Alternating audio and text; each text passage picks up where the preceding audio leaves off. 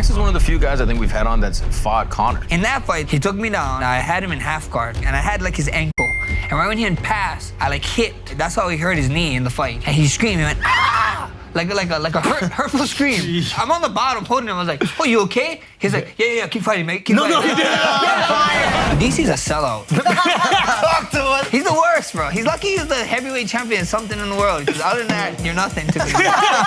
You think you got DC with the hands, if it's just hands? Brother, I got him the wrestling, the eating, whatever you want. Show up, DC, wherever you at. The cops probably know my car because it's just a loud-ass car. Wait, what is it? What's the car? It's like a matte red, but it's shiny. It has like a chrome finish. What kind of car? What kind of car? It's a Tesla. An electric car? It's the quietest car. It's the quietest car. Before we begin and talk so much about, obviously, what you got going on, I know we got a big announcement from you, et cetera.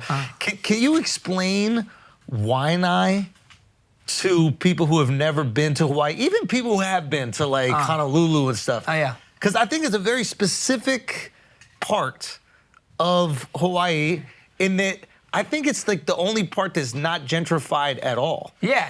It's super authentic, local. It's getting scary, though. Wait, what you mean? I mean, it's getting, bro. The whites are coming, bro? Bro. The Howleys are coming, bro? Are we scooping it up? I know. Your people. What the hell are you doing, bro? With that haircut. But yeah, bro, I mean, to explain Waianae, you're not gonna like it, but the coffee gets better, the dessert gets better, they the got cupcakes. The good coffee in Hawaii. They got cupcakes are solid, dude. To get better. Let's just keep everything better on the Honolulu side. They don't even got Wi-Fi over there. Brother. Okay, so tell me. Brother, if I had to explain Waianae, I would be like, it would be a place where a person would literally give you the back of their, the shirt off their back, or you come there, you just get beaten up. There's only two shirts.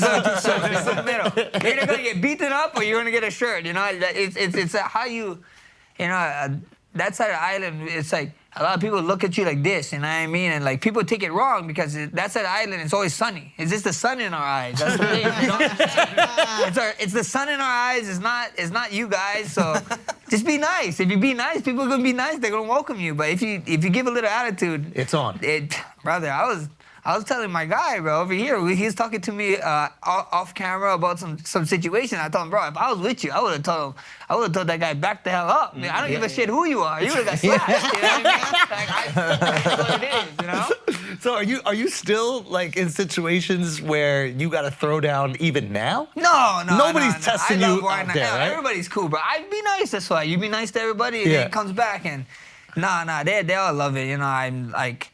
You can walk around there without getting harassed, you know what I mean? It's like the best way to explain it is like LeBron in Ohio, you know? Like when he go out there, everybody's like, that's fucking LeBron. Like they see him all the time at Akron, you know? They see him every time. That's just how I am, you know what I mean? Because they've known you since you're a kid. A kid, they saw me since I went to Waianae Elementary, Waianae Intermediate, Waianae High School, you know what I mean? Through and through, you know? Born and raised out there, so at the end of the day, it's just another day. That's the wildest thing for me because most people reach your superstardom and they will move, right? Yeah. Especially in MMA. A lot of people will go to one of the big MMA gyms in America. What was it? America Top Team? Yeah. There's a few of them. What is the one in Denver? That I think it's Usman training out of there, Gaethje's training out of there. I don't know what it is, bro. I didn't even know the MMA. I'm terrible, bro. I'm so far apart of the MMA. If you ask him about video games, I know every single game, every streamer, every stat. Yeah. I'm just saying you didn't move, and I thought it was an interesting thing. Like, and not only did you not move, you didn't even move to a bougie area. No, I still live in Waianae. And actually, me and my wife right now we actually just got land. We actually moved deeper into Waianae towards Macau, where she's from. So, like, we're at the end. See how they do? They bring you over there, bro. To slowly drag you out. Bro, he's gentrifying. Brother, soon you'll be at Iolani, bro. Never, brother. Never, bro. My son might go to a private school, but he's still going to be in Waianae. So. Okay, he's going to go to the private school in Waianae. No, he's going to be in a private school. They definitely taking it back off. What's the bougie school? Iolani? Iolani. What's the rich kids' school? Punaho. Punaho. What's Obama's one? Puno. Punaho's Obama. Iolani's what is that? The rich kid one? I mean, sounds rich. Punaho, Iolani is rich. That's the rich one. Mid-pack, rich. So would you like go fuck them up? Like, would you and your boys go fuck them up? No, I wouldn't. I don't do none of that, bro. I wasn't a fighter in school. But then when when guys would fight, wasn't those ones. It was at the other public schools, bro. Right. None of these. I think so. These rich guys was like pretty smart to stay away from Waianae. Like pretty smart. I mean, the guys are smart. The girls would actually mess with some of the Waianae guys. That's the only time. That's the only time. Romeo and Juliet. That's the only time they would fight. You know what I mean? Right. Like, the good dick on that side of the island. Long dick Waianae, that's what they call it. Okay, so no fighting, man. That's weird. So how do you even find out you're good at fighting? Yeah. brother, I mean. There's no just local happened. scraps. There's nobody like. Bro, I fought one. I mean, you fight your friends, you know what I mean, on the street. Like, that's my friend, you know what I mean? We're fighting over, like, you didn't catch that in the end zone or whatever. Or, like, we're fighting over pogs or drugging a pole, you know? Like, I'll fight them. Fighting over pogs is the dorkiest fight.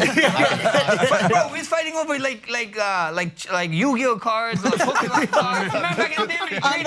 This is Bro, adorable. Brother. he pulls an Exodiac when you're trying to just play Brother, for it. exactly. Yeah, it's like fucked up. Or you trade, and then later on in the internet, because internet, you remember that was dial up when it was coming through. Yeah. And you finally get to go on the internet, you found out that this motherfucker trade you for this 2 cards, thinking it was great. If I have like 3 cards, but he took your shiny. He's like, bro, you screwed me. Like, what the gotta hell? scrap. Yeah, You That's my gotta best, scrap. and that's my best friend though. But I fought one time in the 8th grade, and I would have to say I won the fight only because I landed the only punch in the fight. You know what I mean? Like my younger brother was a fighter. So like, you know, long story short, if when I started kickboxing, whatever, my cousin, my mom then would like tell my aunt to them, oh, you coming to Max's fight? You coming to Max's fight? And my younger brother's name is Clem. They're like, you mean Clem? They're like, no, they didn't even Max. Yeah, think they thought my younger brother was a fighter. So I ended up becoming the fighter. I have no idea why. Maybe I was smarter. My younger brother was just bronze, I guess, and I guess I was the brains. So Bro, there's a thing in Hawaii that's so interesting. It's like the kindest, sweetest, most welcoming people that also will fight. Bro. Yeah. Can you explain how that comes together? Because I've never met a Hawaiian that I thought was pussy, but never once. Every one of them is like the sweetest, kindest guy. And it was like, oh yeah, my shoulder's fucked up. And like, why? Oh, I just had to murder this guy. It was being rude. Like, how does that happen? How are you the nicest people and also fighting is like part of the culture and integral? bro, it's what you said. It's the culture, bro. I think so. Back in the day, you know, with our Hawaiian culture was a lot of it was hand-to-hand combats. We didn't really have weapons until somebody came and colonized us. We brought the meth too. All the fire shit. Yeah, so you know, at the end of the day, it's just in our blood. It's in our blood. You know, we have our own fighting style. It's called the lua. You know what I mean? And then like like a throwing martial art, Yeah, or? like a martial arts. Yeah, Hawaiian martial arts. It's called lua. So it's pretty sick. There's a book and stuff, but it's like it's very grungy, bro. Like grabbing sand, you know, grabbing testicles and twisting and pulling. No. It's a gangster It's way funny, of it fighting. sounds- Big Tongan girl, use her as a shield or something. Bro, you know, it was funny because like my older brother is into the Hawaii culture and everything, and I remember telling him one time like, oh yeah, you know, my ex at the time, I was like, oh, just leave her home, you know, why you come to fight? You don't bring your wife to a fight. And then, but Hawaiian warriors, they used to bring, the girls used to be warriors too, so Oh, so they were husband, wife, scrapping- they'd scrap too, they fight front line, so it's kind of Like Avengers. yeah. Endgame. When I figured it out, I was like, that's pretty crazy. Damn, bro. Yeah. It's like a WWE brawl. That's dope. You tap your girl in, be like, take over. Yeah, where are all the female fighters from Hawaii, bro? I have no idea, bro. I have no idea. They're working at Walmart or whatever. Remember that girl? Oh, that girl was that girl impressive, was dog. serious, bro. That was impressive. She lost her job because of that. How No. crazy is that? Yeah, she lost her job over There's a that. female football league that'll probably hire her. You know what I mean? Dana Offensive White line. hired her. I think Dana White hired her that's as a security guard for a little while. Yeah. I don't know if she still is, but he did. But she got fired from Walmart. Oh, Best Buy. It was Best Buy. Yeah. Because you can't do that. I'm like, can't do what? Stop somebody from stealing your Yeah, what's her product? job then? Yeah. There are worse things that could happen than getting fired from Walmart, though. I'll tell you Yeah. that right now. I think Yeah. she can be okay. Yeah, she gonna manage Did it. you ever have fights in baseball? Like there'd be like a baseball, like all the benches clear, and then you just go brawl or what? No, I never did. I never did. So you never Yeah. fought. Your little brother's fighting. Why even? I'm trying to understand. Like, why even go for it? Why even try it out? Why even seek it? Like, What was this part of you? I mean, there's this thing, you know, when UFC Hawaii, when the UFC gyms came to Hawaii. Yeah. There's this meme going around. There's like, this is not the first UFC gym. There's this meme of the Waianae High School, the picture of the high school I went to. It's like, this was the first UFC gym. So I just wanted to be able to protect myself. You know what I mean? Oh, really? Like, I just wanted to know, like, I just wanted to be like, oh, bro, if somebody wanted to test me in school or something, like, It could it's go down. okay, you know what I mean? Like, I don't have to, like, call my younger brother, you know what I mean? Hey, bro, younger brother, come get me. You know? My little bro will fuck you up. You gotta protect yourself. So I was just thinking, like, bro, I just want to do this to protect myself. I remember in 10th grade, I ended up one of my good friends. This guy named Josh Keanu. He was training and he was fighting. So he said, "Oh yeah, come." So after baseball season, I remember it was a Wednesday. I went with him, trained, did the sparring, everything, did all right. Because on Thursday I got asked if I wanted to fight on Saturday because he was fighting. Oh, so your first day of training? Yeah, and then they asked me, "You want to fight?" I was like, hell yeah. I was like, in my mind, it made perfect scared sense. or anything? No, it made perfect sense because I was more scared of asking my grandparents my grandma for $35 to go watch the fight. That's how much it cost. But then if I fought in it, it was gonna be the first fight. I get in for free, and you know what I mean? Like, it is what it is. Win-win. I get to watch my friend fight. You know what I mean? You love a deal. Sure? Hey, can I ask you a question? Are you sure you're the brains of your family? I like to think it. We got it for free. Spend $35 and get it for free, you know? And then I didn't even ask my grandma about it anymore. I just had to go to my mom, and my mom is kind of crazy. And then I told my mom, I'm gonna fight. And the only thing that she told me, she was like, so what, are you gonna win? I was like, I don't know. Shit, you better win. I was like, okay. You know, ended up winning. I remember I ended up winning. I wanted to. K1 was big at the time when I was 10th grade, and I wanted to be a K1 kickboxer, you know, a bull collar and whatever. I was like, I want to be like this. 2 years later, freaking the whole BJ Penn era happened. He was fighting George St. Pierre. Oh, shit. I remember him. I remember his purse leaking was like 30K at the time, or 60, something crazy. And I was like, oh, that's a lot of money. Frick this kickboxing stuff. We gotta get into MMA. Only to bamboozle myself thinking 60K was a lot of money, you know? You need to make a lot more to be living, so it's good. Damn. Is your younger brother fighting? No. He really doesn't fight at he all? don't fight. He don't fight at all. He tried to, but yeah, he just didn't fight at all. Do you remember the moment when you were like, "Oh, I love this. I fucking love this." Was it the first fight? Or was it something else? Well, I had to be of the first fight. You know what I mean? Actually, it was like the first sparring on that Wednesday. That day I told you I got hit. And I remember to myself, I gotta punch this motherfucker back. And that's the first thing that went to my mind. Like, I gotta punch this. And then after my first fight, I got kicked in the face like 3 times. So how big my nose looking, this thing is like 3 times bigger. And I remember looking in the mirror, being like, oh my gosh, my nose is huge. But I remember thinking like, this was fun. Like, I need to do this again. I was like, this is fun. This was. Have you ever, because that's one of the things people say about you is that you have the best chin in fight sports. Yeah. Have you ever been rocked? Brother, I knock on wood. I mean, probably, but I don't even remember. I can't Has honestly there ever say. been a time where you were like, okay, The Andre Feely fight, I can honestly say, like, I mean, a lot of people would watch and be like, oh, the Dustin Poirier fight, like, I mean, even sometimes Dust says it, but then the second Dustin Poirier fight, everybody's like, oh yeah, he never got dropped, and then I hear people like, yeah, because the fence saved him. You know what I mean? Like, because I was going back, right? Yeah. But I was like, okay, let's fucking make believes, and my wings came out. I started flying against the stuff. We were talking about make believe land. The cage is there for a reason. You know what I mean? Like, come on, guys. You knew the cage was yeah, there. Yeah, like, come on. So at the end of the day, it's just like.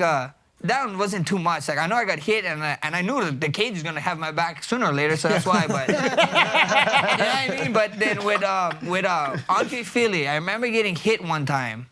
He cracked me with something. I don't even know what he hit me with. I remember looking up at the scoreboard. I was in Baltimore, and I was looking at the time, and I was thinking to myself, "What the hell am I doing right now?" I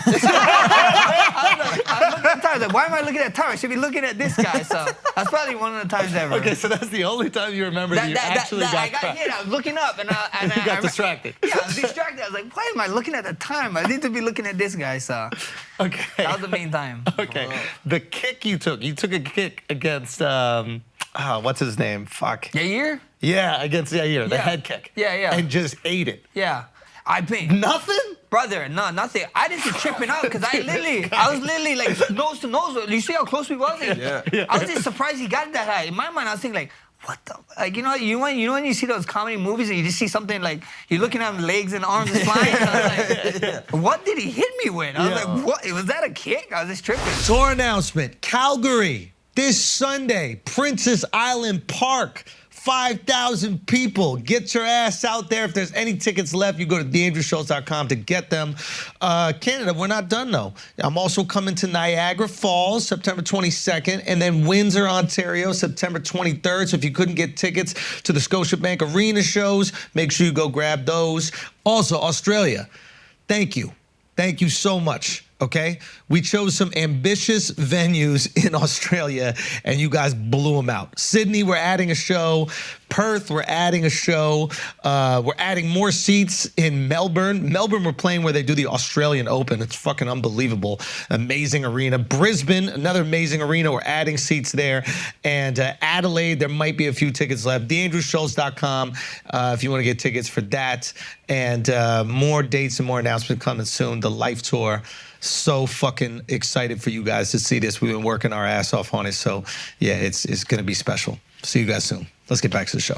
Also, guys, your boys got some dates. I got a special filming next week in Houston. There are tickets left for one show, but they are going to sell out, so hurry up and buy those before it's too late. And before that, I'm doing some practice shows. I'm going to be in Louisville, Kentucky, August 24th. I'm going to be in Indianapolis, Indiana, August 23rd. And I'm going to be in Poughkeepsie, August 25th and 26th. Again, that is Poughkeepsie, New York.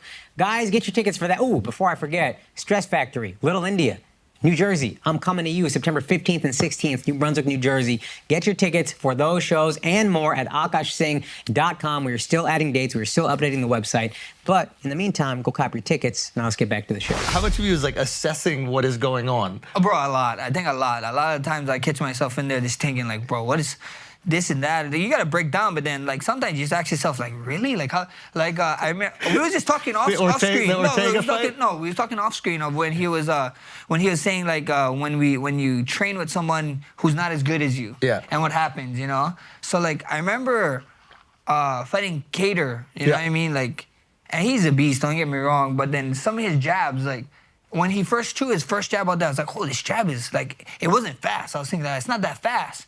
And then he started catching me with it. I was like, what the? I was like, what are you doing, Max? Slip this jab. I could see it coming at me, and I was watching this hit me. Boom, boom. I was like, bro, what is going on? So it's like an off-speed pitch. Yeah. So what do you think it is? What, it was just timing? It was just, I thought so. I was just watching. I was like, I can slip this. And Ptonk hit me. I was like, what is going on? So I can't say what it is. I just think so that sometimes it's just you're in there. I probably was over-assessing, and then and then the whole time with that fight, he was talking the load, man. So really? Yeah, he was like the build-up. To the build-up. Not when you were fighting. No, to the build-up, bro. I remember like he's calling me a freshman and telling me like, is this talking so much? Like they was claiming they was the best boxer ever. I was like, you were hyped on that. I was tripping out, you know what I mean? Like even my fight with the last fight with Arnold, you know, like they was claiming they was better boxer. I was like, are we watching the same film? Like I don't know what's going on. That's what I'm thinking, you know. So that's just what I'm thinking in my mind. But that's what it is. What do you think is your competitive advantage? Like what is the strength for you specifically when you're in there? When you're up against another guy, do you know exactly how you're going to beat them? Do you know why you're better? Is it timing punches? Is it countering? Is it like I think it's distance? just confidence. Yeah, I think it's just confidence. I think it's just confidence. So just knowing that anywhere this place go, I know I can compete with you. Yeah, I'll be fine with you. So that's the main thing I'm thinking. Like I'm just like, bro, I'm gonna compete with you wherever we go. I don't give a shit what you want to do, where we want to go. You want to go to the ground? I'll grapple with you. So you feel comfortable on the ground? Anywhere. Really? Anywhere. Yeah, anywhere. So there's not like one zone where you go, that is where, because it seems like when it's striking, when it's the hands, and you get into that flow. Yeah. I don't know, it just feels very. It's good fun, bro. Yeah. Bro, Max is one of the few guys I think we've had on that's fought Conor. Oh yeah. Could he hit hard? I mean, that was at the time when I didn't say anything. Bro, I don't think he has a good chin. He's got a bad memory. Yeah, He's like, I forget. Maybe it's so hard I forgot. Who knows? You know Because that went 5. Three. Oh, 3, whatever. There, that's right. Yeah. Yeah, it was funny. We was actually talking off camera about the moment. He's like, "What? Is there any funny moments in the fight?" Like in that fight, the funny moment was he took me down. I was on, and then I had him in half guard, and he was passing, and I had like his ankle, and right when he had passed, I like hit, and like that's how he hurt his knee in the fight. He hurt his knee, and he screamed. He went, "Ah!" Like a hurtful scream. So like to me, yeah. So I'm like in there. I'm on the bottom holding him. I was like, "Oh, you okay?" He's like, "Yeah, keep fighting, mate. Keep fighting." No, he didn't. That's fire. That's fire. I asked him, "Are you okay?" Fire. I love and that. he's like, "No, keep fighting." I think you can, like, if you find it, I think it's like in the second round, hilarious. like towards the ending of the second round, you can actually see me do this hip movement. It's a funny movement, and then he screamed. Because you thought that he blew out his knee. That he heard it, that he got hurt because he screamed, bro. That was like a painful scream. So I was like, "What the hell?" I was like, "You okay, bro?" He's like, "Yeah, keep fighting, mate. Keep fighting." I was like, "Okay." Do you have like compassion for the guys when you're in there? I mean, I would like to think not, but I just asked the guy if his knee was okay. Like, I feel like you Hawaiian kind shit of ever. like him. Like No, when you I gotta say, like them. You gotta respect. I mean, you gotta respect anybody. You know, anybody that I think makes the walk to the octagon, and Yeah. and then they're fighting. They're fighting me. You know, like in my mind, I think I'm this person, the greatest ever. You know what I mean? So they got the balls for you to to fight be you. here. It's Yeah. like amazing. It's like a respect thing. So it's awesome. Okay, the Ortega thing when you grab the hand and kind of teach him how to Yeah, I block. was just telling him, brother. You know, I don't know who your coach is, but this is where he belongs. And then I threw a punch. I was like, see? Alex, do you not know See? that? Bro, there's a moment where Max grabs his hand and places it here, and he's like, "Leave it there, so I don't keep punching you in the side of your head." So during fights, you're like talking to yourself, and then Oh, you'll, for sure. and so some of the sometimes stuff is sometimes I'm talking to the guy too, you Really? know? Or even like one fight I talked to the commentator because I could hear DC. That was at like Fight Island. I could hear DC and some guys talking. So I was like, and then what they said was like they was talking about counting it up. So I told them count it up, and then I did a combination and told them I was the best boxer in the UFC, baby. Yo, you and DC need a show. Yeah. That would be a fun podcast or something like that. Yeah, you know, DC's a sellout. DC's a sellout, bro. Talk to us, Bro. Talk to us. What happened? The RC and DC, I don't even want a DC show. I wanted the show with RC. DC, like, actually, before that show happened, he hit me up, and he was like, look, Max, ESPN is coming to me. They have a show idea. You know, he was like, you know, people let me talk about my best. Like, he's like, that could be an opening, whatever. I was like, bro, I'm down. But I told him, bro, like, I'm still fighting, so, like, we gotta just figure out a schedule. Let me know. And he's like, yeah, I'll let you know. It goes fucking quiet for weeks, you know what I mean, months. Boom, RC DC show. I'm like, okay, DC, I see you. Wow. Yeah, you know? Wow, Yeah, DC. DC is the worst, bro. He's the worst, bro. He's the worst, bro. He's lucky he's the heavyweight champion, something in the world. Because other than that, you're nothing to me. Absolutely nothing. You think you got DC with the hands if it's just hands? Brother, I got him the wwrestling, the eating, whatever you want. I told DC I'll fight him at heavyweight. But people think I'm It's a pig roast with DC, bro. Brother, That's I'll it. do whatever It's a he luau. wants to do. I heard the man is like 300 pounds. We can fight at super heavyweight. I don't care. Just show up. Show up, DC, wherever you at. Yeah, we might have to replace RC, huh? No, we replace DC. RC. Yo, RC and you. RC is a great guy. That's you know what I fire. mean? You and RC. is a great DC. We got. I told DC, enjoy everything you're having, cause like I want to fight for at least like maybe 6 more years, 5 more years, and I'm pushing it. We see where the career goes, but I told DC, you only really have that to have a career outside of fighting, because after that, I'm gonna take every single job. Whatever job DC has, he wants to be a garbage man in his town, I'm gonna take him there. Yes, I'm gonna take his job. I'm gonna move there just for what days is the trash guys? Tuesday, Thursday, okay, I'm just moving there for that day.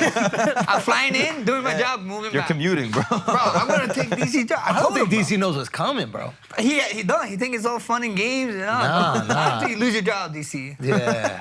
God damn. DC, bro. The game's going But I've never seen somebody dislike somebody but do it in a pleasant way. It's Hawaii, bro. I know. This is it. I love DC, that's why, you know? But you gotta pay, you know? You gotta pay. Would you have gone to wherever they shoot the show? Would you have like lived out of there or worked out of there? I mean, that's the hard thing. So at the end of the day, I think so they would have. But they don't, no, it's not, because DC does all the they're show both from his on Zoom. house. Yeah. So what is he going? DC is a fraud, bro. His background is a TV that he changes anytime. Yeah, DC like calls me up, like, yo, Max, so one day he's shooting the show. Yo, Max, watch this. I can change my background. Look, I got a gym. I got a bookshelf. I got my belts. I was like, DC, you're a fraud, bro. I hung up the phone. Like, DC, fraud, hung up the phone. Didn't talk to him. That's just how it is, you know. That's your friendship with DC, bro. You don't want to be friends with him. He's a fraud. The only time he hits up Tim for me is when he needs an interview. I'm Is like, that whoa, right? DC. Wow. And then he gets all mad because I reached out to him Yeah. and I said I wanted to come and do some wrestling with him, right? Yeah.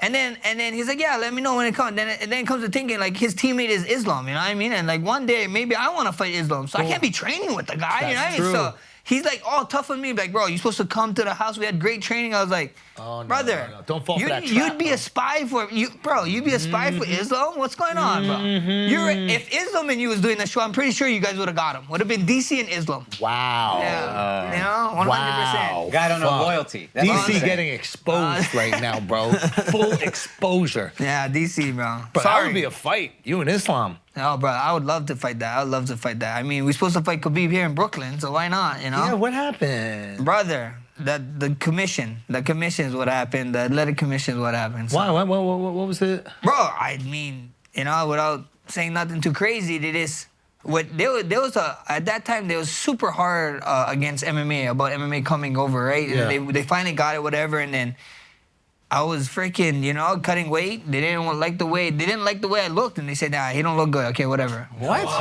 I'm like, I mean, how are you supposed to look when you're cutting weight? Yeah. I think not so body terrible. pos- yeah. Yeah. Sure. Pretty sure you're supposed to look like death. Yeah. I don't know, you know? It's not very body positive. Yeah. You know what I mean? They look to you and they're like, eh. Yeah. And then it doesn't help that I'm like 6 feet, you know what I Yeah, mean? that's like, the and a thing. skinny little kid, you know? I look Yeah. like Pleakley at the end of the day, you know? Yeah, dude. That's with you especially. When you cut, I look skinny, bro. bro. Yeah. Do you remember Antonio Morales?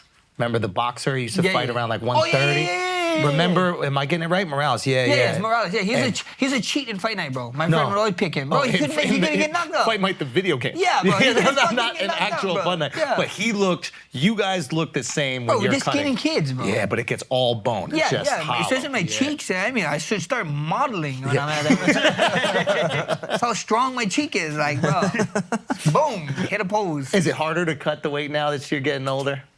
I mean, not really. Actually, it actually got easier. When Wait, I was, really? Yeah, before I met my wife, I was just like, Oh, because you were I would dieting. just go and shit. whatever and do whatever. Now she kind of keep me easy, so it's like it's much more easier. I would say. What do Okay. you walk around at?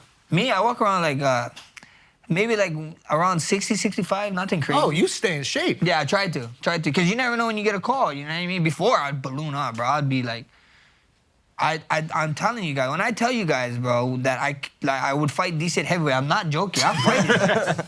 If the money's right, brother, we can would it fight in take? the alley. What would it take In the alley. Whatever. Just to make fight sure the money's DC? right. What would it take to fight DC? Brother, How much? whatever. Sounds like bro. about $50. How much? No. We need money, bro. We need How money. much? 5 mil. Oh, that's a guarantee, brother. That is a guarantee. But I think that would be kind of lowballing me and him. So we'd probably go higher. But, bro, we in the mills, bro. DC, I love you, bro. But we're gonna fight each other. Yeah. Is We can be that- friends after. We're gonna be rich. Yeah. You just want to bulk up. I think that's what Yeah, it is, my right? You friends, just want to eat whatever you want. Oh yeah, bro. Is there anybody you wouldn't fight? Anybody? Yeah. No, I don't know, bro. I'll fight anyone. Why not? There's nobody that you're like, okay, I'm terrified of this person, or I love this person so much, I don't know if I could build myself up to do it. I don't think that's a problem for him. No, Yeah, you can separate the two things. You can like somebody and fight them. If we're all getting rich, why not? You know what I mean? We just get some money, you know? Yeah. Yeah, if. I mean, it's tough to say because I'm never in the situation. But if my teammate was the second best guy in the world and was fighting for each other, fuck, it sucks. You gotta find a new place to train. But bro, at the end of the day, Let's we do can it. get it on, bro. We can fucking set up our both families. Why not? You know? Yeah. You wouldn't feel bad like cracking your friend in the face? Brother, we used to crack each other for free in sparring before when I was training. So it's like, now we get to get paid. Why not, you know? All right, guys, we're going to take a break real quick because you got to know how to buy tickets that you couldn't otherwise get online. And the best way to do that is SeatGeek. See what I just had pulled up? Those were tickets to sold-out Akash Singh shows. I know, your boy's doing his thing. But the point is, if you need tickets, SeatGeek is the best place to go. It's easy to use, it's clear, and most importantly, they have little dots to help you. A green dot means it's a good price for a ticket. A red dot means it's a bad price for a ticket. So you will never be led astray by SeatGeek. It is the best app with which to buy tickets. They put all of them in one place. You just search whatever you want to. It's very easy to use. And each ticket is backed by their buyer's guarantee. That means SeatGeek, if you get phony tickets, they're going to help you out. Download the app. That's the way to do it. And because we're flagrant and we always hook you up, you're going to get $20 off your first ticket purchase at SeatGeek. So download the app. That's $20 off your first purchase with the promo code FLAGRANT. Again, that is $20 off your first purchase with the promo code FLAGRANT. You're welcome, everybody. Let's get back to the show. What's up, people? We're going to keep this brief. Austin, Texas. That's right. September 7th. Me and Derek Poston are going to be there at the Volk Gas Company, 10 p.m., I think is the time. You can check it out on my Instagram. See that long-ass foot? Go, you know what that means, ladies. Go on my Instagram. Get the tickets. We're trying to keep it short, Akash. What that mouth do, in the words of Lil Duval? We'll edit that part out. And then September 28th, Toronto, Canada. Yes. Right before Derek Post and I are doing Scotiabank Arena with our boy Andrew Schultz, we're going to the comedy bar Danforth. I don't even really think those tickets are announced yet, but I'm telling you guys it's going to happen. I'm going to have the link up on my Instagram. Check it out. Hey, north of the border. Why don't you go a little bit south of the border on our boy? You know what I'm saying? A lot of people brought this up in Brea, and it was honestly uncomfortable. So we're going to cut that out, okay? Let's get back to the show. You don't spar anymore? That's real? Yeah, I don't spar. We do movement sparring now. But it's never like... You know, like, you ever watch Thai spar? No. Like Thai people? Watch how they spar. It's like real... It's real like speed, but it's not power. You know what I mean? Like, but are you touching each other? Yeah. We're touching each other here and there. I stopped when it was like the whole pandemic because we couldn't see anybody. So I really wasn't sparring for those fights. There's a crazy story about you training during the pandemic. Is this true that you trained on Zoom and? Oh yeah, bro. 100%. Bro, I didn't. Cause then they was taking bro. You know what they was doing? This guy's so no, you know Augie T. You know Augie T. I'm sure you guys know Augie T. He's like a Hawaiian comedian. What's his name? Augie T. Oh, not Augie T. Not Augie T. It's not Augie T. It's Lanai? No, not Lanai. It's Lanai and Augie T. But I'm screwing up his name. Tumua? No, not Tumua. It's this other guy. Bro, I just named so many Hawaiian comedians. I know. Really it's this old guy. And I'm like, he got like put in jail for being out. Wait, really? Yeah, like they was arresting people. If you was out of your house at a certain time and they saw you doing shit, whatever, like you're not supposed to do. Like if you go to like, say your building, whatever, that your job, you're not supposed to be there, right? Or whatever. So that's crazy. And I have like the loudest red car there is. So they already know that my car. I mean, the cops probably know my car because, you know, they see it. It's just a loud ass car. So at the end of the day, wait, what is it? What's the car? It's like a matte. With a matte red, but it's shiny. It has like a chrome finish. What kind of car? It's a Tesla. Okay. Yeah. An electric car. A Tesla's loud? It's the quietest car. It's the quietest car. But the color is the loudest color. Okay, I got you. The color is the loudest car ever, bro. It's literally a silent car, bro. But it looks like a fucking Christmas ornament. Bro. If you saw the car, it's like, damn, this looks like a Christmas. This belongs on a Christmas tree. Yeah. So it's like, bro, I'm not gonna put. And then they was getting. What kind of car is it? It's like a red, like a really a bright red, like a solo car. Like a solo car. You don't know that. And shiny at the same time. How's it that shiny? Brother, you just saying words right now. I'll show you after. Okay. But yeah, there was like. So they arrested him for being outside. But they arrested some Filipino freaking gambling ring. Store. Gambling ring in Waianae. Filipino gambling ring in Waianae. Yes, I know exactly what you're talking about. That's my favorite gambling ring. Love the Filipinos. We go right after the cockfight. We go right to the right after the cockfight. We go right to the gambling ring. And then even like some of the freaking UH football players was getting arrested because they was out. Really? Yeah, they was just getting arrested. I was like, fuck this. I ain't getting arrested. I ain't gonna make no news like this. This is some bullshit, you know? So you just stayed at the crib. How do you train on Zoom? What's that like? I just was asking for. I actually had a friend that lived with me, so most of my drills I could do them with him anyway because we had a mat, and most of the Zoom training was just them telling me we just was going over certain like our game plan for certain fighters, you know, and then what drills I need to be doing, and then most of them was just making sure I was training. You know, like a lot of the times, like they just wanted to see, Keep you accountable. you are not training. You know, like turn on your camera. You know what I mean? We tried to get away with not putting the camera on sometimes, but So you have like a treadmill? Like how are you getting the cardio in? I was just running outside on the road. Okay. Like right in front of my house, just up and down. So Just back and forth. the sprints, trying to. Fuck. Yeah. Trying to, bro. Trying to. That's And the we had problem. like a little hill, so we was trying to do You that. like gaming too much, so you'd probably be like, "Yo, I'm training right now," and then they see you on Twitch just streaming and That shit. technically, Snitch on yourself. that technically is training, hand-eye coordination, bro. You know, it's not good for my back because I'm hunching over so much, but it's pretty good. Okay, is it true that I think you were saying it on Rogan that you use the game Oh, bro, yeah. to prepare for opponents? Yeah, so no, I didn't use them to prepare for opponents. So it was, what happened was when UFC 2 came out, I was playing it, right? And I would use Barao and Henin. And bro, there was like some moves I was pushing together. I was like, holy shit, this move is actually working. And it would go and we just do it. Like me and Dustin Kimura at the time, he was a UFC vet. But me and him was like, we'd hold mitts. I would hold mitts for him, and hopefully he'd hold mitts for me. You know, like I'll teach him because we didn't have a striking coach. So I was like, oh look, bro, let's do this. So we named couple Aldo. We named couple like we had a combination that was called the Henin. So I was like, oh, secret word. So it was pretty cool. Yeah. So it actually helped. Oh yeah, I mean, helped me give me ideas of certain striking. I didn't learn how to throw 1-2 from it. Everybody's like, oh my god, you learned fighting. I'm like, I knew how to fight. I just learned new combinations. How from it. effective are those moves in real fights? Pretty good. Yeah, one of them was like, I used to do this move, was kind of irritating with Henin in it, was like a jab and a front kick to the face. At the same time. So you jab and I'll jab, front kick you in the face at the same time. Same exact time, you know what I mean? So it's like, that one was pretty good. Aldo one was the regular Aldo, like a body shot to leg kick. So it's fine. Is there ever a time where you're like, in your whole career, where you've thought, I'd like to do one training camp at a traditional gym?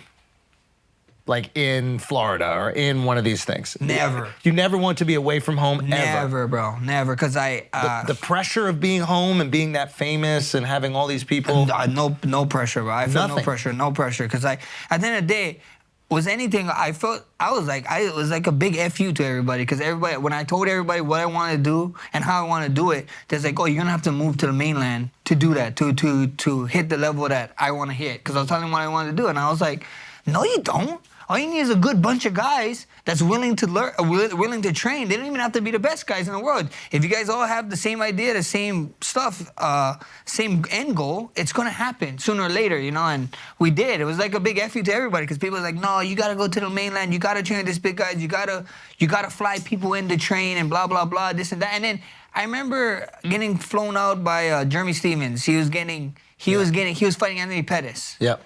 So this is a long time ago. He flew me out. And I was thinking like, oh, this is like, I can't wait to see. He flew you out for sparring? For sparring, yeah. So I lived with him for like 4 weeks. Oh, but yeah, that's rough. Yeah, so I was like, yeah, let's do it. So in my mind, I'm thinking like, okay, we're gonna see what this gym, you know what I mean, like what these mainland guys is talking about. Yeah. And I'm like, brother, this is just like any fucking gym in Hawaii, bro. You know what I mean? Like we all training, everybody training. And were you fucking had everybody faces. up? I was doing all right. I was holding my own. There was like I was getting taken down a bunch. Like Right. there was just like I had no wrestling at the time. Right. So everybody was like, if I had my way in the feet, I started getting taken down and they just like hold down or rolled up on the ground. So, but I was thinking like I was waiting for this whole different idea of mainland training, you know, because like so much people was instilling this in me. Like you got to go do this, you got to do that. I feel like they do that a lot of times, and it's not just in Hawaii, but it's also like if you're from a place that's close to a big city. So like if you grow up in like Philly, for example, they'll be like, oh, well, you want to go, be in finance, you got to go to New York. And I feel like they do this in Hawaii all the time. It's like, oh, well, if you really want to go make some of yourself, you got to go to the mainland. Yeah. So I wonder if there is a little ego about that. Like, no, I could be the greatest in the world and not fucking leave here. Oh, was the ego? Yeah, 100%, bro. I mean, being from Waianae too we're the biggest egotistical guys ever. Wait, really? Yeah, bro. Everybody's just testosterone, bro. You know what I mean? Like, Yeah. I wanted to make sure I could fight, bro. That say something, you know. So at the end of the day, I just wanted to prove people wrong, but without feeling bad for myself. I was talking to someone off screen, and I was just saying, like, that's just how it is. Like, I thought so. You victimize. I victimized myself a lot. You know what I mean? Just being like, I thought I was owed something in this world. Like, I just thought I was owed something in this world. And being from Waianae, I felt like you guys got to give me a little bit more attention because I'm from there. And then when I actually went to the real world and realized that, like, oh, shit, I ain't own anything. Like, if you want anything in this life, you go work hard for it. So that's what I was trying to tell the kids that's coming up right now in Waianae. You know, right now we actually working with the UFC. Hopefully we can do something with the Boys and Girls Club. We're opening where... we're trying to open a little gym facility so somebody can train and stuff and just let people know, you know, like, I'm from here. I remember going back to the intermediate for career day, and I remember going back to when I talked there, they put me in my old science class, and my science teacher stood there, Mr. Smodis. I was an idiot. I was a hot-headed kid. I always got into trouble. I was my my favorite chair in the whole seat was next to the vice principal. You know what I mean? Like, that's just what it was. And I told the kids, like, look, it's not how you start, it's how you finish. If I can do this, why not you guys? You know what I mean? I believed in myself and I did it. You know, I changed my 9th grade is where it really mattered. You know, I remember I went to my grandma. I told her I want to play baseball. Like, I wanted to play baseball. Like, that was my thing. She's like, oh yeah. How you gonna play baseball? We have no money to send you to college, so you need a scholarship. You need a scholarship, right? And then I was like, okay. So I ended up doing good grades. I ended up graduating with cum laude, you know. Get out of here. Yeah, it's not a great thing to say because, like, at the end of the day, I just had a lot of help, bro. Yeah. And I figured out if you sat next to the smartest guy in class and kept asking them questions, they'd get frustrated to the point where they'd grab your paper, bro. So I was like, thank you, my friend, you know? Thank God for the Micronesians, bro. They were next to you the whole time. Bro, they're the best, bro. They're the best. And then I had great teachers, bro. Like, my 9th grade teacher, like, I had a hard time in math.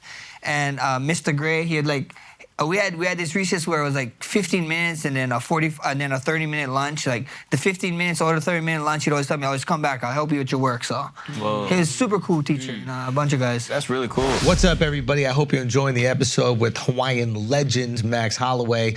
I wanted to bring something up. We recorded this episode before the tragic Maui wildfires, and that's why there's been no mention of them just yet in the episode. If you want to learn more about the wildfires and how you can help, and if you want to donate immediately, I'm sure the people out there would love it. We would love it. You can go to the Hawaii Community Foundation's Maui Strong Fund. We have a link in the description below. If you have money that you can donate, that would be absolutely amazing. The people there are definitely in need. We will also be donating on behalf of FLAGRANT and individually. So all of our brothers out there in Hawaii, stay strong. We got your back. And now let's get back to the rest of this interview with Max Holloway. Thank you guys so much for supporting. I'm sure they really appreciate it. Peace. I'm curious, do you remember the first time you went to the mainland? Like, first time? Yeah, how old were you? Bro, the first time I went to mainland was in Iowa. I was 18. I just graduated school. We went to, there's this town called Crescent, Iowa, bro. I went out there because the opportunity was like, this guy was telling us, my trainer at the time, my old trainer, was like, they were saying like, oh, look, you could, we're going to open up this gym, you guys run it, whatever. And my trainer hit me up. I was just graduating. He was like, I wasn't going to college, that's why, right? I wanted to fight. And he was like, look, there's this opportunity. They're going to open up a gym. We can run it, blah, blah, this and that. Let's go out for a couple of months and see how we like it. We went out there, bro. My trainer ended up not even coming. You know what I mean? So it's just me, because he's like, oh, I'll come up a week later. He ended up getting a girlfriend, never ever came. Bro, never ever came, bro. Yo, you got a history of friends letting you down. What is that? What's up with that? First DC. I know how to pick him, bro. Bro, how was the girl though? Fine? But he's not even with him. So I'm not even friends with the guy anymore because we had a falling out. So. Yeah. But he ended up not even being with him, you know. But I ended up staying out there for 4 months and was for training and stuff. So I was still 17. Over there, we knew the guys who was running the MMA stuff, so I could lie, I was 18. I had my first MMA fights out there and was during like September, October, November, December. So it was during September, and the guy I was staying with was his friend, you know, and the house we were staying at, bro, they didn't have a heater, so we had like a freaking, we had like a snowstorm too during it. First time seeing snow. Yeah, bro, you know what Ice Palace is in Hawaii? The ice rink? Is that a strip club? No, it's just an ice rink. It's just an ice rink, bro. Ice skating rink, right? Yeah. I had to fucking dress like I was going to the fucking ice skating rink every night because I'm from Hawaii and I'm freezing. You know what I mean? We don't have a fucking heater in the house, and I'm like, what the hell is going on? You know, and like, I remember just thinking like, oh shit, this is crazy. And then when we went out there in September, the gym was supposed to happen in like October, and then when October came, it was like, oh, the gym is gonna happen in November, and it kept getting put, it wasn't gonna happen. And then December, they asked me, oh, you wanna go back home? You wanna go back home and see your family? I was like, bro, if you send me back home, I'm not coming back. I was like, if you send me back home on a return flight, I'm not coming back. He's like, nah, no worries, I'll fly you guys up with this. I was like, brother, I see, his name is Will, our friend's name. I was like, brother Will, I don't know when I see you, but I'm probably gonna see you in Hawaii because I ain't never come back to Iowa. Ended up going home and not coming back. Was bro. it really culturally different, like while you were there, or did it feel similar? Brother, it's different. It's whole different. I remember October, we was driving during Halloween. And after Halloween, I was driving down the road, and I see fucking house teepeed and everything. I was like, holy shit, I thought this only happened on Disney Channel. I was like, I thought this was fake. I thought this only happened in a movie. Who the fuck really fucking teepees a whole fucking house, bro? Yeah. My friend's house got, like, his parents' house got, like, teepeed the shit out of, bro. Yeah. Eggs. I was like... And then kids, like, it was like a Disney Channel, bro. Like, kids, like, arguing about stuff and, like, meeting up. And I just out of high school, right? And you see these high school kids, like, meeting up, arguing, because I made friends with some high schoolers, you know, like, guys who was graduating, like, 12th grade. And, like, I was like, what the hell is this? This is like Disney Channel. Like, I'm in a Disney Channel movie. I was like, man, this is crazy. Yo, how much is America that we'll just TP your house? Like, a lot of countries don't have toilet paper at all. And we're like, let's just throw that shit in the trees. Egging a house. We're going to waste food to ruin someone's paint. Like, it's crazy. Crazy, bro. Did you ever get in on it, though? No, I never did. Yeah, like, I didn't think of wasting food or wasting toilet paper, you know what I mean? I was like, bro, toilet paper is meant to wipe my butt. What the hell is that? And then I was just thinking of, like, I was putting myself in there. I was like, you know how hard is that to clean that shit? Holy, bro, like, the trees is hot. Tall. So at first, I'm thinking, like, you know how much you got to clean? And then I'm thinking, like, whose arm is throwing that up there? Get him in the league, bro, baby. Let's go. Hell? Yeah, so it's crazy, bro. What about the Midwest girls? Is that the first time you ever, like, hooked up with a girl from with a Midwest? fat white? Yeah. Brother, I mean, they wasn't my taste. Oh, yeah, that's right, dude. You probably don't know about thick white women, because we got that, too. Yeah, I was like, that was just my taste. I was just so used to Hawaiian girls, so, like, when I saw that, I was like, what is this, you know? Yeah. This is different. Those are the real pogs you got to fight over. Those are the real ones. Did you get after it? I was chilling. I was up there just trying to freaking work and train, and I just wanted to fight, bro. I was like... What was the job? We was just gonna be trainers, bro. Like, I was gonna run a kickboxing class. Yeah, we was gonna run a kickboxing class. Never opened. Yeah, that never ever happened to today, bro. Yeah, okay, so I know that there's no such thing as Filipino gambling rings in Waianae, but if I know that they don't, I know that this is obviously a figment of my imagination and nobody knows about it. Yeah, bro, it's a fake world. It's a fake world, right? And I know that there's no cockfights there still to this day. No, nothing. Definitely. That was so back in the day, bro. I don't know what you're talking about. Only human cockfights. Not chicken. Why would you try to kill a chicken? We have a fight club, bro. Come on. But was that a thing way back in the day? Was that like part of it growing up? But I mean, it is, bro. This is hard-hitting journalism, bro. It is, bro. It is, but it's crazy, bro. It's crazy, bro. I always didn't want to get involved in it because, like, the stories that you hear that happens at that thing, I'm like, fuck this. Man, why? What is brother, crazy stuff happened, bro. You're in a fucking illegal rink. What you think gonna happen? Oh, okay, some illegal shit. Yeah, so I'm like, bro, I'm good. I ain't trying to get busted. Fair enough. Keep me out of this shit.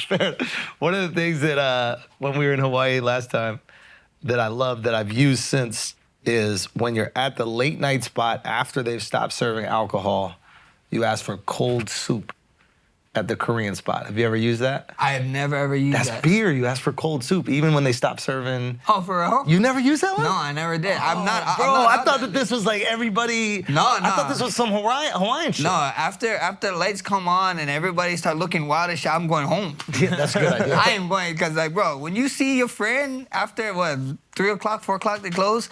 Anything after that, anything after 12 is crazy. So when you're at 4 to a spot, it's like, brother, we need to go back to the hotel room because we're going to end up on someone's IG or TikTok. You don't know, somebody dancing in the background. What the fuck? It's Max. You know, it's like, come on. Can't be doing this shit. Do you ever worry about that? You ever worry, like, getting caught up in, I don't know, how do I say it? Like, people trying to, like, get clout off of you back home. Like people trying to videotape you at the supermarket. People trying to like. Bro, I mean, it comes with a job, but then like there's certain times where, like, come on, guy. Like you're with your kid and. Yeah, you don't do this, you know. The worst is like, to me, I mean, I'm sure it happens to you guys all the time. It's like you're eating dinner. Oh, sorry to interrupt you, but can we take a picture and eat dinner? I was like, no, you're not sorry. You're right here. You're thinking of it. Maybe you're a spirit or something is sorry, but you're not sorry. You know, so it's funny, but it comes with a job. You know, I mean, that's the price you pay. You know, so You must get approached all the time because you're a local celebrity in your town. So it's Or like, they're used to him. I mean, In my town, it's fine, but then when we go out like towards the town and then people is like flying in and they see us, then that's when it's like, come on. Like, I'm trying to think if there's a more famous Hawaiian alive right now. That still lives out there? No, that's just like. Period. Over the rainbow guy, is he still alive? No. Iam Tongi might be. Iam Tongi. Do you know him? Do you know Iam? I don't know him. That was incredible. Dude, I got like emotional. Bro, he's I fucking cried when watching you said that. The bro, American Idol dude, the kid who just won. The kid, but he is like the reincarnation of Brother Is, bro. The way he can, I haven't heard this the way he Oh can, my! the way You saw he I can. posted it. Yeah. It was he was on American Idol. He won. He was a big Hawaiian dude, and he was playing like this parlor guitar, and he sang. What was the song? Oh fuck! What was the guy's name? God, what's the fucking song? The most recent The one? Iam sings. Yeah. Yeah, the one with James Blunt? James Blunt. This is James Blunt's The song. Monsters? I think it's called Monsters, yeah. Oh my Yeah, when he God. sing that with his dad, it's for his dad, it's crazy. Yeah. But I think he's the reincarnation. I mean, I hate when people compare me to another fighter or whatever, but I mean, I like Iam, the way when I listened to him, I didn't hear no one move me the way he does, just like how Brother Is did. Like Brother Is, like Somewhere Over the Rainbow is just amazing, and I think so. Iam is gonna come out with a song that is like gonna be on that level, I believe, because the way he sings is just. I mean, there's not one song that he did not sing that people didn't cry. Bro, it's it's crazy. He had unbelievable. people crying the whole season. Yeah. The guy's voice is just. It's special, man. It's special. Every one of the judges. I can't believe you didn't see it. I need to see this. I haven't seen Bro, it. it is. You're gonna love it, bro. Oh It's special. my God. And then he did that to get on the show, and then he actually did it with James Blunt. Oh, I saw the. So he did the duet. live Yeah. bit with James Blunt, and when he sang that song was even more crazy because like James Blunt like put his hand on him to help him because he couldn't sing it. Yeah. And then James Blunt like touched him, and he ended up pulling through to sing it, which is So just you crazy. still feel a lot of pride seeing Hawaiians make it in anything. Oh, for sure, with everything, you know. I have to play this now. Just cry with the boys or something like that. Yeah. So we might have to watch Good it, old bro. cry It with the is- boys, bro. It's good, dude. Because I've never heard this guy. Bro, he's Iam really good. Tongi is his Iam name. Tongi. Where he's from? Where is he from? He is from Oahu, on the opposite side of the island of me. So like I'm in Waianae, he's on the North Shore, Kahuku side. So there's a mountain that separates us pretty much. Oh, you said there's a lot of white people coming to the area. I thought Hawaii has this rule where it's like No. Go to his only audition. Hawaiians can buy. So we do have a Here, give me, Hawaiian. I'll We give do have a like you said, like What is that rule? Because it's you got to be a certain amount of Hawaiian to buy on the Hawaiian land or whatever. But it's like People find a way, bro. it's bullshit, bro. how are people getting around It's it? crazy. It's like you only own you're leasing the land for 100 years. That's what it is. So the Hawaiian thing is like you're just leasing that land for 100 years, and then you got to give it to somebody else that meet the qualifications of like you gotta be a certain part of Hawaiian, and then you get it for 100 more years again. But that's just all it is. It's like it's not even yours because they can just come in and just be like, well, no, we feel like taking your Yeah, house. but how are white people buying land? Bro, that money, man. Money freaking talks, I think. Like There's that guy, Larry Ellison, who bought the whole island of Lanai, pretty Lanai, much. yeah, almost, yeah. Crazy. Yeah. Almost, bro. It's crazy. And there was the whole thing with the telescope too. Last time we with were the over there. telescope. Yeah. Yeah. With Protect TMT, they're just trying to put bigger telescopes on top of it and stuff, but it's crazy, man. It's a wild time we live in. But yeah, this is Iam. Okay. This is his audition. Before they turn off all the lights. Oh my God. I need a second, guys. Wow. He's amazing, bro. Yeah. He's amazing, bro. He's amazing, bro. That's crazy. He's amazing, bro. He's special, bro. He's special. I've been like, it was crazy when he was doing it. He did this tour and stuff, and he's such a young kid, right? And then when he came back, he did the finale stuff, And I was just like, man, this kid's special, man. You know, I hope he's around the right people around him to let him know, like, what is wrong, what is right, and he just stay on that path, because he's gonna be somebody special. He's big. He's gonna be big, bro. Have you met him in person? I didn't meet him, no. The day they had that concert for him, I flew in like later in that night from Japan, so I was like, oh man, I missed him. But I'm sure we're gonna cross paths. Whenever we cross paths, it happens. I'm not gonna force nothing, but because I just want to meet him genuinely, man. That guy is That was unbelievable. crazy. You gotta watch the one when he actually sings with James Blunt. With James Blunt, it's fire, It's freaking crazy, bro. When him and James Blunt singing together, it's like even more insane. Like he just, his voice is like way more refined and everything when he did it with James Blunt the second time. So it's just amazing. I mean, that was So I raw. can't imagine. Oh, yeah. Wow. It's beautiful. Amazing. Wow. It's beautiful, man. Okay, I don't know how we're going to transition from this into some breaking news, but we have to do it. Yeah. We have an exclusive right now that maybe by the time this comes out will not be exclusive, but in the moment it is exclusive. We have the next fight. Yes, sir. And who do we have? All right, guys, we're going to take a break real quick because getting wrongfully injured in something like a car accident or whatever sucks. You got medical bills, you got doctor visits, you got to deal with insurance companies. All of that shit is really hard. But you know what's not hard? Going to Morgan & Morgan to submit a claim. So if something happens, you can just hit Morgan & Morgan online, file a claim. It's that easy. And Morgan & Morgan is America's largest injury law firm. They have over 100 offices nationwide with over 800 lawyers. That's a lot of lawyers. They have gotten over $15 billion recovered for their clients. Morgan & Morgan has a proven track record, and they've been fighting for the people for over 35 years. They're not some rinky-dink-ass law office. This is where you need to go. It's so easy. Getting wrongfully injured, hard. Submitting a claim on Morgan & Morgan, so easy. So if you're ever injured, you can check out Morgan & Morgan. Their fee is free unless you win. That's very important to know. Their fee is free unless they win. So if they do a shitty job for you and they lose, they don't take no money. Who cares? You ain't even lose nothing. So for more information, go to forthepeople.com/flagrant or dial #law. That's #529 from your cell phone. Again, that is forthepeople.com/flagrant. You know the spelling bee champ is here. Or #law, #529 from your cell.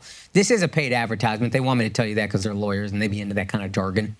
But let's get back to the show. The next fight. Yes, sir. And who do we have? Korean Zombie. Ooh. Korean Zombie in Singapore. So I'm excited, bro. I'm excited, bro. He been, that's one of the guys Send him that I think song before the fight. He can be fucked up.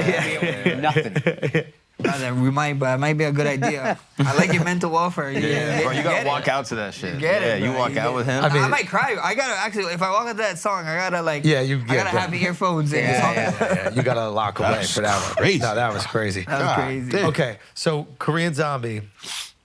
This is, I think there are very few more, where there are very few fights in MMA that are offering guaranteed fireworks like this fight.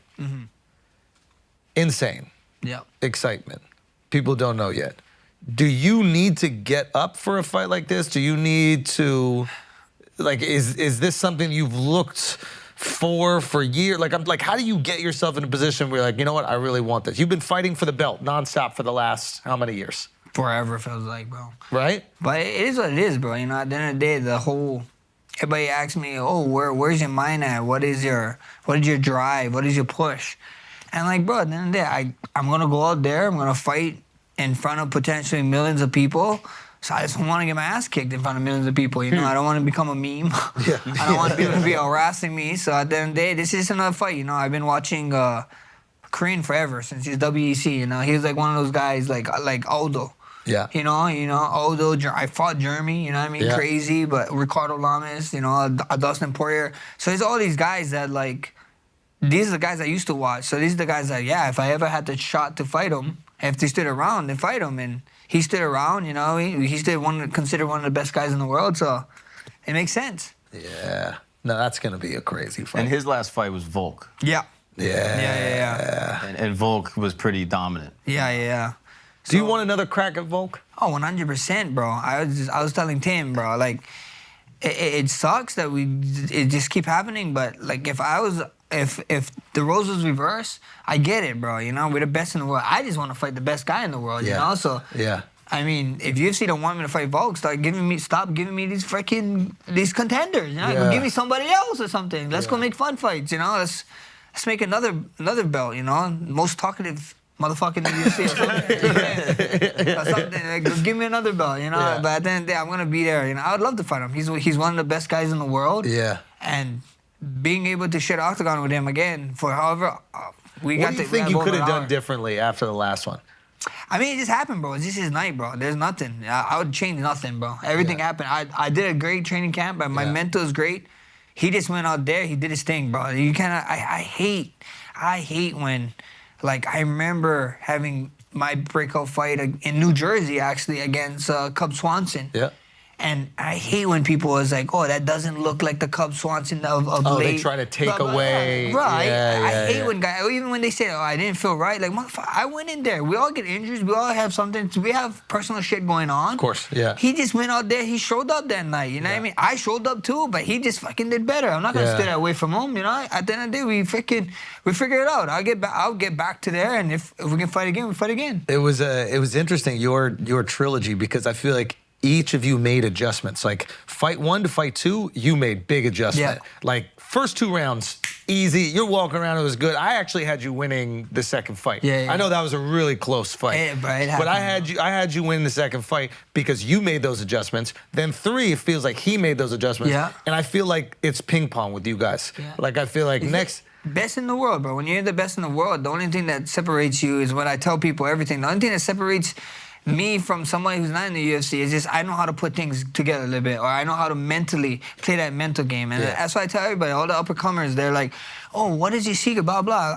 I ain't got no secret. I was like, bro, everybody in the UFC know how to throw 1-2, know how to block a 1-2. Yeah. Except for Ortega at the time, you know? All jokes. But at the end of the day, I just keep telling people, like, bro, everybody know how to do everything. It's just who's gonna apply their game plan first and be constant on it, you know? And that's why I said, like, I'm no different than anybody. The only difference between the top 15 fighters and the rest of the UFC is they know how to put it together. It's a mind thing, you know? And then you go up to the 10, mind thing, 5, mind thing. And then the champion is just a mind thing. You cannot say anybody's, like, we all know how to fight, you know? At the end of the day, it's just who's putting it together. Mind thing, by that you mean game plan? You mean preparation, how to take that person out? Preparation, and just showing up. You know what I mean? Yeah. Like, most of the time, half of these guys beat themselves before they even step in knockdown with someone. Yeah, how so? They just beat themselves, you know what I mean? Like, oh, the moment gets to them. You know what I mean? Like, the moment gets to them, you know? Like, when I fought... You could tell they're nervous. Yeah, or something's going on, you know? I remember when I fought Dustin Poirier, the first fight, my UFC event, you know? My first ever UFC event. We was the headline at the time was the FX card. So right before the pay-per-view, we go there early. Yeah, I mean, I see people, Stephen Thompson was like the second fight of the night or third fight. I forget what fight it was, but it was so empty. I remember watching this fight. I was like, oh, yeah, they showed a crowd. It's empty. I was like, holy shit, this is like fighting in Hawaii, you know? Like, there's nothing. I remember I had a famous boxer, a famous Hawaiian boxer in my corner. His name was Jesus Salute. Okay. Yeah, the Hawaiian Punch, they used to call him. But There's the original Hawaiian Punch. he was the original Hawaiian Punch. Oh, so Brian okay. got the So name. Brian got it after him. Yeah, after Jesus Salute. that's So go look crazy. him up, yeah. So Jesus Salute is a man, and he was like, he been there. So he's like telling me, Max, when this lights go on, just stay calm. And I was thinking, yeah, I got this, no worry. Fucking lights went on. I was like 200 miles per hour, bro. This is right before the main card, so every seat was filled in Mandalay Bay. I was like, what the fuck? I remember being in there and just thinking, like, when Bruce was introducing me, like saying my name, like my knees was weak. I was like, holy fuck. I was like, bro, you can't be fainting, Max. You're on fucking TV. You know what I mean? Like, I was like, what the hell? So a moment got to me, you know, at a little bit. And then I remember fight week 2, I saw George St. Pierre. I saw Anderson Silva. I saw Jose Aldo, Frankie, like who's who, like all these guys that I wanted to. And I remember being in the back after I lost. I looked good in the feet. I got taken down and he like triangle armbarred me from the top. Which is crazy, like he triangle armbarred me from the top. So, yeah, and I was like, what the hell? And I remember sitting in the back and thinking to myself, like, fuck this. Yeah. I was like, why are you acting like this? Why are you acting so starstruck around these guys? Like, you're a UFC fighter. You belong here. Fucking act like it. So like for now, like I don't really ask too much people for pictures or whatever. Cause like in my mind, like I can do that when I'm done. You know, when I can take time. it in. You know what I mean? But right now it's a game time. Like even the same with all the like I have titles. Like and everybody's like, oh, why don't you have your titles like put around the house and blah blah this and that. I was like, I started fighting. That's why. And they don't understand it. I was like, what do you mean? I was like, I'm still fighting. Yeah, Like, don't focus on what you did. Yeah. What do you want to do? I still want to do this. You know, like Yeah. I'll bring out all the belts and stuff when I retire, and I can celebrate them. Right now, Yeah. there's no celebration. It's a freaking grind all the way through. You know. Yeah. Do you have a specific pre-fight ritual now to keep you in the moment? Bro, the pre-fight ritual, not really. I'm just sitting in the back. And I mean, I get nervous, bro. If somebody tells you, I mean, I'm sure. Do you get nervous before going on stage when you're doing a show or something? Yeah. But I think the bigger the event, Yeah. the more anxiety can present for itself. sure. You know what I mean? And that's how you're supposed to feel. Yeah. I think. If Like, you don't feel anything, you you're don't not care. human, bro. Yeah. You're not human, and you never do the work. Yeah. I was like, bro, if you don't feel nothing, I tell them, bro, you didn't do enough work. You didn't know. Like, I sacrificed so much. That's the time I get nervous, because I'm like, fuck, what if I let people down? In my mind is like, what if I let this guy down? Like, I missed my son's birthday. I missed my wife's birthday. Yeah, this can't be for nothing. This can't be nothing. I got to go out there and fucking give it my all. And then if I do end up on the bad side, at least I can look myself and look at my loved ones and tell them, look, I gave it my all. Yeah. It was just that guy was just better than me on that night, you know? Yeah. So, for sure, you know, I get nervous, but I'm like, I remember this is the thing that I always do. Like I'm in the back, I'm just in my mind, I'm in my head, and I'm just thinking like, damn, hold your next, Max, let's go. And I start thinking like, what the, like in my mind, I start thinking like, what the frick am I doing? Are we here again? I told myself last time I was gonna be here. Yeah. And then I'm going like, fuck, you can just work at McDonald's or something, eat like live an easy life. Yeah. And then I think like, fuck no, you can't do that shit. The life you want to live costs money. It's like go out there and get yourself out there. So that's the little prep talk I kind of talk to myself. I always like I knock myself down, then I build myself up. Like this is time, and then by the time we walk, I hear my song. It's like it's go time already. So It's like, once you hear the song and you're already walking, you're in fight mode. oh yeah, bro. Once the It's- walk out, I stay in the back, looking at my coaches, smiling, talking to them, and telling them, brother, it's another one. And then they would tell me, yeah, let's go time. What do you feel as Bruce is calling your name now? Bro, I'm just stoked, bro.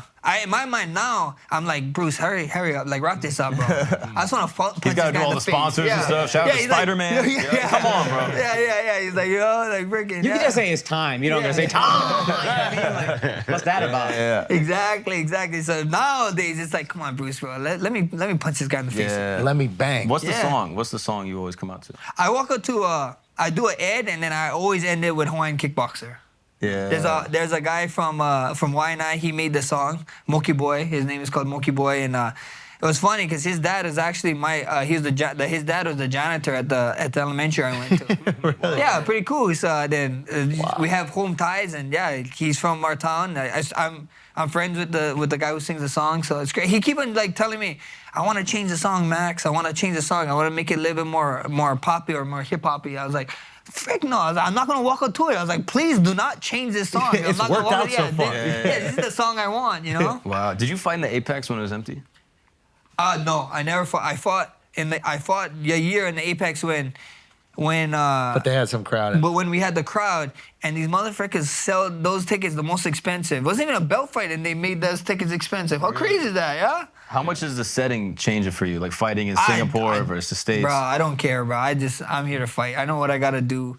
Like, even like everybody's like, oh, it's gonna be weird fighting in front of that. I was like, not really. It's only me and him trying to hit it, you know, kill each other. You know what I mean? Yeah. Knocks our head off. So it's like, as long as Dana signed the checks or whoever it is signed the check, it's a lot of zeros at the end. Like I said, I'll fight you in the alleyway, bro. What It's about cool. at home? What about a fight at home? Brother, I would love to fight in Hawaii. When bro. is that, I bro? would love- I can't believe that hasn't happened. Bro, it's not even a UFC thing. It's a Hawaii thing. I've been telling people. there's like yeah. sanctioned stuff? It's bro. It's a Hawaii tourism authority. It's the HTA. And they just refuse to allow it. Yeah, they. It's funny because they said You something. could do the football stadium. Bro. brother. They said. Y'all already fight locally for free. What's the problem? Brother, the HTA, we have two sports there. We only have two professional sports in Hawaii, bro, and that's fighting and that's surfing, bro. Yeah. And the two most problems they give the sports, the two biggest sports they give problem to is fighting and surfing. And we have a freaking Olympian, Carissa Moore, you know what I mean? Like, she's an Olympian, a gold medalist Olympian in surfing, and multiple world champion. We have a John Florence, multiple world champion in surfing. And they just give him a hard time. I remember during the pandemic, it was like, really, like, you told people they could go to the beach and surf, but they wouldn't give them the permits for let them surf during the tour. I was like, bro, this makes no sense, you know? They're allowed to be in the water unless it's for an event. Yeah, and then even with fighting, it's like, I think so. When we was trying to, we actually reached out to the PR team or whatever, and their PR team reached out, like, this is a couple years ago. They said, like, we don't want to attract that kind of fan base here. And I was like, wait. I was like, what fan base? You guys throw the Pro Bowl. They paid, my understanding, UFC was just asking what the Pro Bowl asked for, right? Like the money that they said. And I was like, bro, that's easy, you know what I mean? But you guys throw the Pro Bowl, the actual Pro Bowlers, the guys the NFL guys who's actually playing in the Pro Bowl, go out to the clubs and fight. They fight in the club, bro. Yeah. I'm like, brother, you're not gonna have a fighter fighting in the club down here. Like, fighters is like, we're crazy, but we're not gonna fight. We understand this, but like a Pro Bowler is going, and like that's the crowd you want to go. Like the actual guy, like I can understand. You can say like, oh yeah, fans might fight this and that, especially certain, but like that's anything. Fans fight at the Pro Bowl. Also, it's gonna be mainly local fans. I don't think that many people are gonna fly to Hawaii for a UFC The fan base fight. is there. There's plenty of fights on the mainland. Is this some local shit where like someone needs to get greased? Brother, I'm sure, brother. Do you not see the rail? Did you come down with the rail yet? No, it's the real. Oh my God, bro. The rail is like they're getting audited right now. Let's just do that. Like, What's the rail? Like they're building a rail, bro, in Hawaii. How crazy is that? To connect what to what? Who knows? I don't even know what it. Like, it was supposed to be this length, and then now it's like smaller, and then now they're like auditing it because like it's crazy. But they're gonna find out, bro. They're gonna figure it out. So it's crazy. Bro, that's the thing that happens when it gets, in tricky situations like this. You have a few people that have a lot of power, and if they're not getting it's a little separate. off. It might not be checked as much, and they can just kind of pull money. Well, they're out. gonna get checked now. So. When the federal government starts asking questions, because it's federal money to build a railway. Yeah, I believe no, it's the state, bro. The state is doing it, bro. And you know what is more messed up? So the state is doing it, right? And then What could it be? Is it for traffic? Because there's traffic problems, bro. Bro, they're just doing it. I have no idea what they're just doing it for freaking to do it for fun. I think, but they do it. It's a state thing, right? And you know how Oahu and there's different islands, right? Yeah. The different islanders is getting taxed for that too. So the people that can't even use it. How crazy is that, bro? That's insane, I'd be tight, right? bro. I'll be pissed, bro. I'd be tight. If I was on a different, I'm pissed. I'm on the island. Because they're not sending it over to Waianae. Brother, you're not gonna get a station. It starts in Kapolei. Kapolei is where? On the other side? Kapolei is like Other side of the mountain, like 20 minutes away from me. So you still gotta drive. 20 minutes just to get on it? Yeah. Nah, bro. So if you still gotta drive, like if I'm driving like 10, 15 minutes already, I'm gonna drive the next 15, 20 minutes to wherever I gotta go. I'm not gonna park my car, wait, and then go. 15 minutes somewhere. It's crazy, bro. What's the island that's only Hawaiians? Molokai, is it called? No. Niho. Nihao. Nihao. Nihao. Yeah, that doesn't sound like Hawaiian. Yeah. But wait, and you have to be Hawaiian to go on it, or you need permission or something? You need permission. Yeah, you need permission. Yeah. That's fire. Have you ever been on it? No, I haven't been on it, no. Kind of wild though, right? Yeah, it's That'd cool. be pretty cool to see. That's cool, yeah. I think so. You gotta like go to one of the other islands and then you boat to that, and then the boat can't even dock. Like you gotta jump off to swim into it. Yeah, Wait, what? something like that. Yeah. That's how they weed out the non-Hawaiians. What's You going can't on swim? this island? But that's how they keep black people off the island. They ain't making it. Sorry, Barack.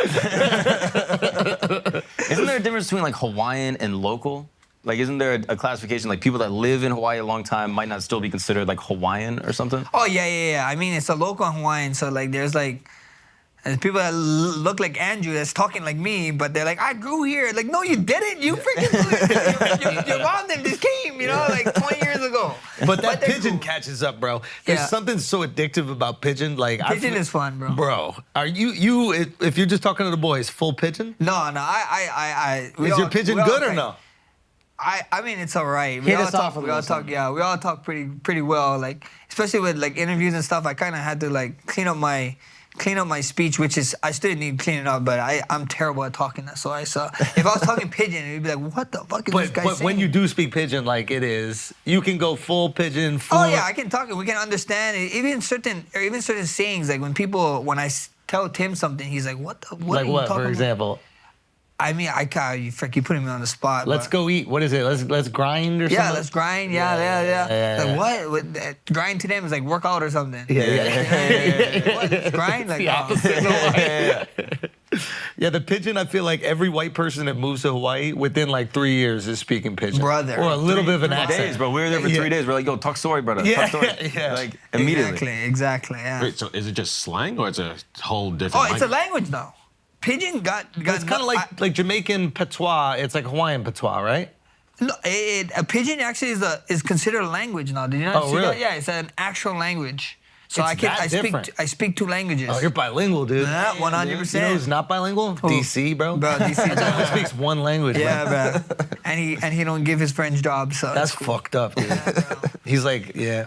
Yeah. Yeah, he's building a little railway over there at ESPN. if you ask me. Might need to talk to DC about that. Hand out some checks. What are you looking up? Bro, my favorite thing back in the day, like they would have all these Bible translations when I was in school, and they gave us Pidgin Bibles. And so we would, yeah, at my school, like there was like a Bible translator, so they would have the Pidgin Bible, Okay. and then we would read it, and we'd be like, that's not a language. So this is like John 3:16. Hold on, can you read it for us? Yeah. God would get plenty love and aloha for the people inside the world. That he would send me his one and only boy, so that everybody that trusts me no get cut off from God, but get the real kind life that stayed to the max forever. That's the best Bible, bro. Like that's the best Bible. Terrible, bro. That is terrible. Is the Pidgin weak though, or what? Brother, no, that's strong, Pidgin. A little too strong for me. That is really strong. Yeah, bro. That shit His is awesome. one and only boy, man. So that everybody that trusts me no get cut off from God. Yo, you can't let him get cut off, bro. Oh, dude, it's the best. Every Bible verse, and you could look up anything and just do Pidgin translation, like Google Translate has it now, That's and the it'll just give it best. to you in Pidgin. It's That's the best. crazy, bro. That's best. I didn't know that about Google. Yeah, dude. Have you ever had to fight anyone at a surf spot? No, bro, I didn't have too much street fight. Have you seen fights like that, though? Oh, yeah, for sure. What's up with Dahui? Are they still running shit over there? Oh, yeah, they're all North Shore guys. I think so they're a little bit more legal now and Yeah. stuff. But yeah, they used to see them around. Yeah, they I still remember coming up. Dahui is, I mean, how would you describe? They're just like a they just group of like- dudes that yeah, they run. They just run whatever they want to run. Yeah, it's their waves, bro. Yeah. So it's Their surfers. shit. that, Yeah, like, yeah. A bunch of surfer You gotta crews. you gotta earn your respect and your right to even catch waves at like a place like Pipe. Yeah, oh, for sure, bro. Especially that wave is already. Packed. It's bro. scary, bro. And You it's know what I mean? dangerous. That's Yeah, the it's other dangerous. thing. Yeah, it's super dangerous. So people give shit to like Dahui, right? But I feel like in a weird way they're solving a problem and making it safer because It is making it safer, but then now it's like. But explain to people who don't know We're just pipe. talking about, bro. It's gonna take your life. It's what 3 feet of water over like sharp reef, and the wave is 20 feet, 8 feet. Yeah, it's It's insane. like, come on, do the math. You vertical get- drop. Yeah. I mean, Boom, you know. So think about it. If you have a bunch of guys that are coming from all these different countries and they're just snaking people, and Right, they're you're done- risking someone's life. people would die. No, for 100%, and that's what they did. You know, that's what come. I mean, on YouTube, you type in pipeline beefs. You know, I'm sure you just see people getting rolled up. But at the end of the day, that's what it is. But right now, it's even a weird time for guys out there. It's like everybody's just trying to. I mean, I guess so clout chase and get that one wave and get the wave of the winter or whatever it's called. So they're out there with cameras doing whatever it is, and it's just like, bro, this is people's lives. Like, Yeah. people out there die. They actually die. Yep. They hit their face on the reef. You know, they drown because you can't get to them because there's sets after sets after sets. So Also, the it's an reef insane down there place. is kind of gnarly where there are these You get like holes, bro. pocket- Your pockets. You get slammed underneath one. and you're The current is just underneath. moving because you're getting holed. Dude, yeah, I almost fucking died in Lanai, dude. My leash got caught on some reef when I was surfing out there. Oh, And, shit. Dude, it was gnarly. I couldn't get up. I had no more breath left, and I took a breath of fucking water. Bro, yeah, why are you laughing?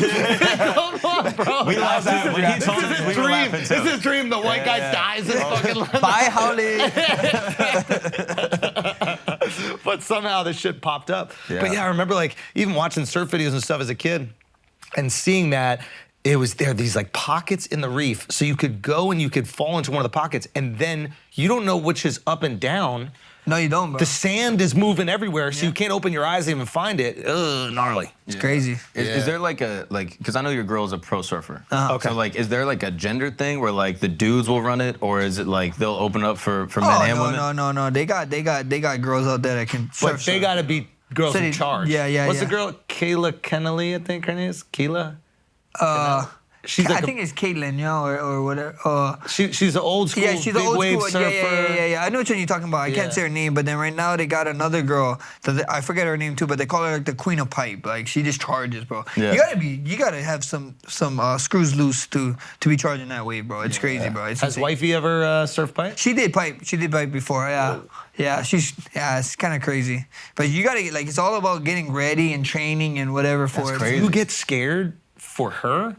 Because for sure. If she's it's big afraid wave- for you, but her job, you could argue, way more people die at. Oh, so I tell people like surfers is like, oh shit, your job is crazy. I was like, no, it's not. I There's no sharks. You know, you get to control somebody. You know, like if you really want it, you could teach somebody how to fight in there. You know. Yeah. But at the end of the day, like Mother Nature's gonna slam you, be like, okay, wait, time out. Ain't no timeout. No, Yeah. you're getting slammed and slammed and slammed. You know, so. At the end of the day, bro, surfing is crazy, bro. Especially the big wave surfers, bro. Like, That shit is so gnarly. bro, and then you're moving so fast on some of the big waves and so much water, it's like almost hitting, like they say it's like cement. Like you're just skidding, you know? I'm like, bro. that's- Nazare, all that shit. Yeah, even Jaws. Jaws is where off of Maui or something. Maui, yeah. Yeah. Yeah, I think so. Yeah. That's what that's what you guys call Crazy. it. Yeah. Did you meet your girl surfing? No, I didn't. I didn't. We just, I didn't surf before. I did not surf at all. I was a boogie boarder. A dick dragger, they would call it. I had to change. She was like, yeah, I'm not gonna be dating a dick dragger. You Kind of gotta sounds like a surf. compliment in a way. Dick dragger, bro. They're the That's worst. funny. That was Al's nickname in high school. It is right now. Oh man, but yeah, I didn't. We just was from the same. She wouldn't stay from the same side because if you look at it, it's like Waianae, Maka, Maile, Nanakuli, and like our whole zip code is 96792. I mean, people is gonna be mad when they see this from our side of the island, but it's like, she's from Maka, and she's like, I'm a Maka girl, blah blah. I'm like, yeah, what is your zip code? 96792. Yeah, Waianae. Last time I checked, so I always give them a hard time. But yeah, we just kind of knew. I kind of knew of her. She kind of knew of me, and then, but yeah, we just ended up talking at one point, and the rest is history. Yeah. Hit it off. Yeah. Yep. Beautiful. Now, how did you explain to her your true love, which is video games? Like, how did you break that down to her? Did you let her know she's always gonna have to come second to? Oh, brother. Yeah, that's a tough one. I don't think so. She even knows that she still comes second. You know? You just gotta let her believe whatever she's gonna believe. Yeah. You just gotta go with it, bro. You know, happy. What is it? Happy wife, happy life, right? There you go. Yeah. Just keep her happy, whatever it is, you know. And just sometimes, I mean, it's like a job to me too now, you know. Keeping her happy. Because I see the vacations y'all are going on. I'm like, oh, he's keeping her happy. Yeah, so you know that's the trade-off. You know, I play some video games and then just gotta use. Gotta some go to money. Greece. I guess so. I guess so. But Mykonos is sick, bro. You ever went? No, not yet. Bro, you gotta go, bro. You gotta Yeah? take I your might be girl. going It's this month, yeah. Beautiful, bro. I love Mykonos. We got to stay.